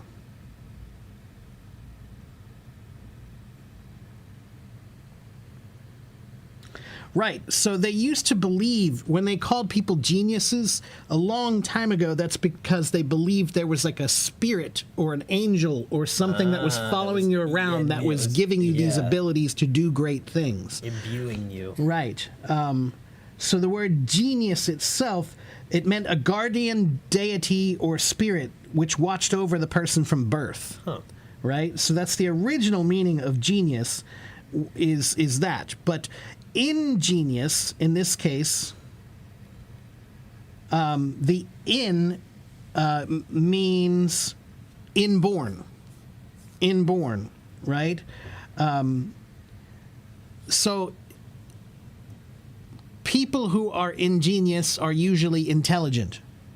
Okay? To be ingenious, you must have intelligence. Okay?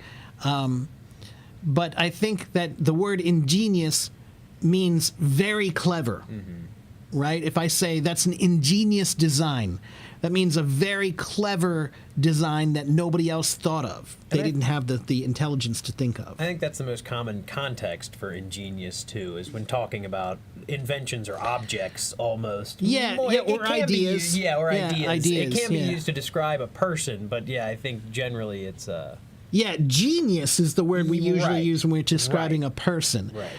Ingenious is usually something we're talking about an action or something that happened. Yeah. Okay, something you did or made or, yeah. Okay, so people is genius, things are ingenious. Thank you, Roslyn. Okay, so guys, it is almost 1 o'clock. I think it's about time. Yeah.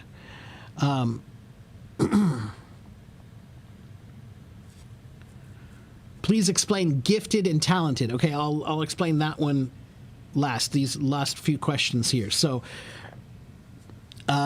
gifted and talented, basically synonyms. If I say he's very gifted, he's very talented, it implies that the talent is the gift. Right. Right? That's the gift he has. Is he has a gift of this talent, right? He's a gifted singer. He's a gifted musician. He's a gifted writer. To be gifted means talented. Okay, those are synonymous. Okay, synonyms. Clever versus smart. Lydia, 有时候就是一样的意思，有时候就是差不多的意思. So, clever, if I say he's very clever, he's very smart, sometimes means the same thing. Okay? But clever is a word we might use when we're saying something is more unexpected or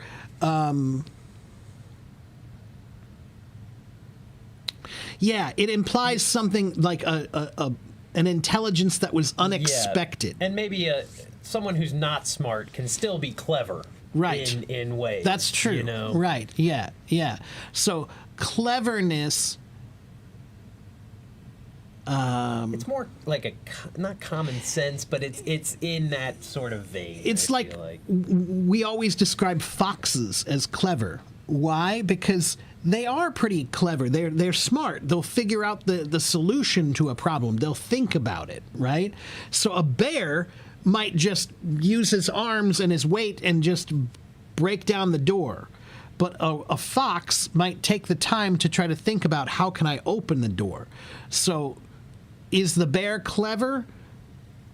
Not really. He just used his weight and his force to do it. But the fox had to use his mind. Yeah, right. So when you're using your intelligence to do something unexpected, we call that clever. a scammer is clever. Yes, but not animals can be intelligence. clever. Yeah, scammers they have to be clever in order Right. to get you. Okay. All right. Okay. Accept and anticipate. Anticipate is not a word. Anticipate is a word, but they're not. Those are not related terms. Accept, to accept something means to make it not part of something. Okay? So if I say, I like to eat all fruits except bananas, means I like all fruits, but not this one. This one is an exception. Okay? It's been removed from it. Okay? So accept is a word we use when we're talking about removing something in some way from a group of things, right? It's an exception. Okay? But anticipate, I think, is the word that you want to know. To anticipate something. Maybe she's talking about expect and anticipate. Yeah, expect. Okay. Yeah. Expect, to Yeah. expect something means to anticipate. Yeah. Yeah. So expect and anticipate, those are synonyms. If I say I anticipate a bad grade or I expect a bad grade, I anticipate bad weather, I expect bad weather, I would say anticipate is only slightly more formal, Yeah. but they have the same same thing. meaning. Okay?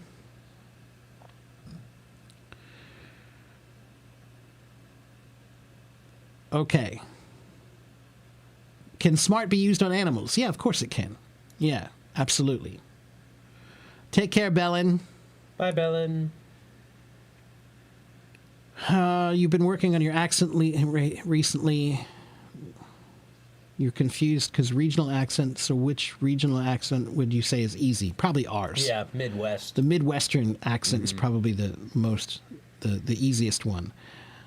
Incisive, not a commonly used word. No. Decisive would be more commonly used.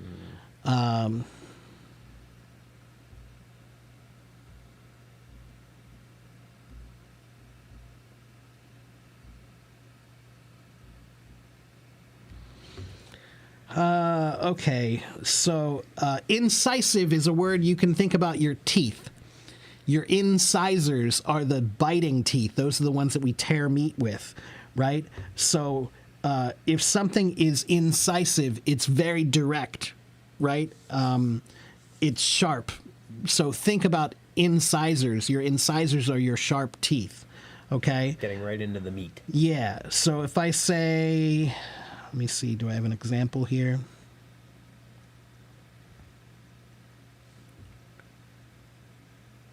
Let's see. The budget cuts at our school this year were very incisive, Yeah.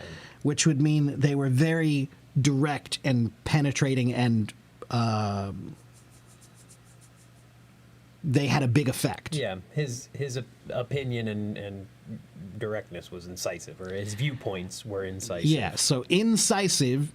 Decisive means you make clear decisions. Incisive means the decisions you make are very straightforward and direct and have a big effect.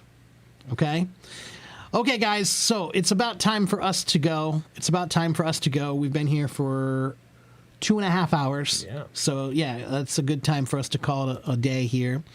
I may be back later on this evening, but Clay will be back on Monday. Yep. How many English words do we know? I have no idea, Max. No. A billion. Yeah, no. The average native speaker knows between 10 and 30,000 words. The average native speaker. Okay, 10 on the low side, 30,000 on the high side. Okay? Okay. All right, guys. So that's going to be it for today. Thank you guys for watching. Thank you guys for participating. Make sure you follow and come back and see me again. You can follow me here. Okay, that's my link tree. You can find my website. You can find my YouTube page. You can find my podcast. Okay, so go to that link and copy and paste it and open it and follow. Okay? Bye, guys. Thank you, Davi. Thank you, Rafa. Thank you, Ruslan. I'll put the link here one more time. Whoops, wrong one. Here's the link right here. Linktree /AFIEC English. Okay, one more time. Here's the link. Okay? You can also find it on my profile page on Hello Talk.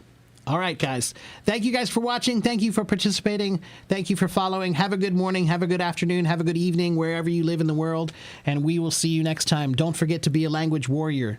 Bye-bye, everyone.